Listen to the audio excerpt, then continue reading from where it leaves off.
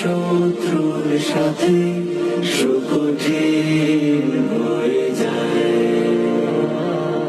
মোহাবতের অবারিত নদী বুকে বুকে বয়ে যায়।